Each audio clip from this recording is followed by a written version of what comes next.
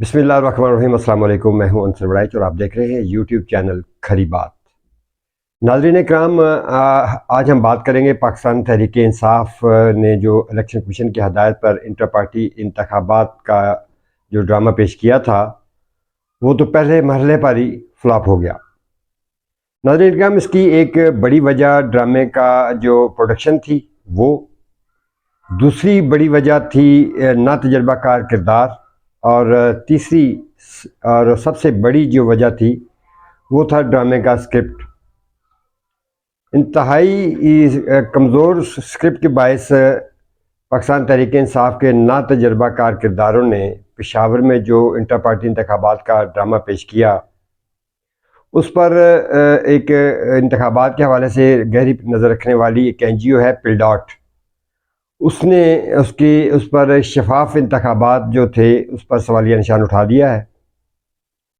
اور اسی طرح پاکستان مسلم لیگ نون، پیپلز پارٹی اور دیگر سیاسی جماعتوں نے بھی ان انتخابات کو چیلنج کرنے کا اعلان کیا ہے، اور پاکستان تحریک انصاف کے جو بانی کارکن ہیں اکبر ایس بابر، انہوں نے بھی ان انتخابات کو عدالت میں چیلنج کرنے کا فیصلہ کیا ہے۔ ناظرین کرام، جو گزشتہ روز ٹی وی سکرین پر انٹر پارٹی انتخابات کے نتائج کا اعلان کیا گیا، chief election commissioner Tehreek Insaf نے کے مطابق بیرسٹر گوہر خان بلا مقابلہ چیئرمین پارٹی منتخب ہو چکے ہیں، جبکہ عمر ایوب خان کو جنرل سیکرٹری شپ کے لیے منتخب کیا گیا ہے۔ نتائج کے مطابق چاروں صوبوں میں، پنجاب میں ڈاکٹر یاسمین راشد، KPK میں امین گنڈا پور، اور بلوچستان میں ڈاکٹر منیر نیازی، اور سندھ میں حلیم عادل شیخ کو صوبائی صدر نامزد کیا گیا ہے۔ مسئلہ یہ نہیں کہ کس کو کیا عہدہ ملا، مسئلہ یہ ہے کہ کیا انتخابات شفاف تھے، کیا الیکشن کمیشن کے قواعد و ضوابط کے مطابق یہ انتخابات منعقد ہوئے۔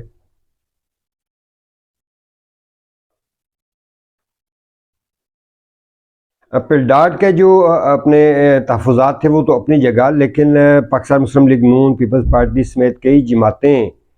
جو تحریک انصاف کے انٹر پارٹی انتخابات پر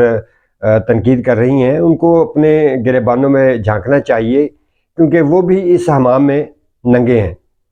ان کے انتخابات بھی اسی طرح ہوتے ہیں، لیکن یہ ہے کہ وہ اس کی جو پریزنٹیشن ہے وہ بہت خوبصورت کر لیتے ہیں، ایک ورکر کنونشن کے نام پر ادھر ہاتھ اٹھا کر وہ اپنے قائدین کو چن لیا کرتے ہیں۔ لیکن یہ ہے کہ کمزور سکرپٹ اور فلاٹ ڈرامے کے بعد امید واسق ہے کہ الیکشن کمیشن، جس نے ایک سال قبل پاکستان تحریک انصاف کے شفاف اور بہترین انٹر پارٹی انتخابات کے باوجود اسے غیر شفاف قرار دیا تھا، اب ان انتخابات کے بعد بلے کا انتخابی نشان تحریک انصاف کو الاٹ کر دے گا؟ یقین طور پر اس کا جواب نہ میں ہوگا۔ انصاف کے انٹر پارٹی انتخابات میں بیرسٹر گوہر کا نام کیسے پیش ہوا اور کس نے یہ نام تجویز کیا، یہ ایک بڑا سوال ہے۔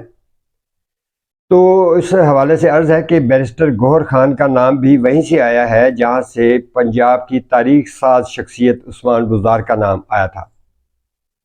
اب آپ خود اندازہ لگا لیں کہ عثمان بزدار کیا تھا اور بیرسٹر گوہر خان کیا ہوں گے۔ بہرحال یہ پارٹی کے انٹرنل معاملات ہیں، ہمیں بات کرنی ہے کہ آئندہ انتخابات میں تحریک انصاف بلے کے انتخابی نشان پر انتخاب لڑ سکے گی؟ تو اس کا فوری اور سادہ سا جواب ہے کہ بالکل نہیں، کیونکہ فی الحال دور دور نظر نہیں آ رہا کہ تحریک انصاف بلے کے نشان پر الیکشن لڑ سکے۔ اس لیے عمران خان اور ان کے ٹائیگرز پریشان نہ ہوں، کیونکہ 2018 میں مسلم لیگ نون سے بھی ان کا انتخابی نشان شیئر چھین لیا گیا تھا، اور ان کے قائد نواز شریف کو بھی اسی طرح عدالتی ذریعے نااہل کر دیا گیا تھا۔ اس لیے یہ تسلسل جو ہے وہ چلتا رہے گا۔ ناظرین کرام، حکومتی اقدامات پر تنقید کرنے والے ناقدین کا کہنا ہے کہ بیلٹ پیپر سے بلے کا نشان ختم کر کے منصوبہ سازوں کے بہت سے مسائل از خود ختم ہو جائیں گے۔ کیونکہ بلے کے نشان کی موجودگی میں منصوبہ سازوں کو بہت سے اقدامات کرنا پڑیں گے، RTS بٹھانی پڑے گی، میڈیا کے کڑے سوالوں کا جواب دینا پڑے گا، نتائج بدلنا پڑیں گے۔ اس لیے منصوبہ سازوں نے یہ مناسب سمجھا کہ بیلٹ پیپر سے بلے کا نشان ہی ختم کر دیا جائے، تاکہ جو ان کے ذہن میں ایک قومی انتخابات کے حوالے سے نتائج ہیں ان کو سامنے لانے میں انہیں دقت کا سامنا نہ کرنا پڑے۔ تو پاکستان تحریک انصاف کے ناتجربہ کاروں کے فوری الیکشن کے بعد بیرسٹر گور خان نے چیئرمین پارٹی کا جو چارج سنبھالا ہے، تو اس حوالے سے عرض یہ ہے کہ بیرسٹر گور خان نے چارج سنبھالتے ہی جس پارٹی پالیسی کا اعلان کیا ہے وہ سابق چیئرمین عمران خان کی پالیسی کے بالکل برعکس ہے، کیونکہ سابق چیئرمین عمران خان جارحانہ پالیسی پر عمل پیرا تھے اور اسی پر یقین رکھتے تھے، لیکن بیرسٹر گور خان نے بلا مقابلہ چیئرمین پارٹی منتخب ہونے کے بعد یہ اعلان کیا ہے کہ ہماری کسی ادارے سے لڑائی نہیں ہوگی اور ہم امن کے خواہاں ہیں۔ تو بیرسٹر گور خان پارٹی کو کس راہ پر لے جانا چاہتے ہیں اور عمران خان کس راہ پر لے جانا چاہتے تھے، اور سب سے بڑی بات یہ ہے کہ پاکستان تحریک انصاف کے جو ٹائیگرز ہیں، کارکن ہیں جذباتی، کیا وہ جارحانہ پالیسی چھوڑ کر امن کی پالیسی پر عمل پیرا ہوں گے؟ یہ بھی ایک بہت بڑا سوال ہے جس کا جواب پاکستان تحریک انصاف کی صفوں سے آنا چاہیے۔ ناظرین کرام، پاکستان تحریک انصاف کے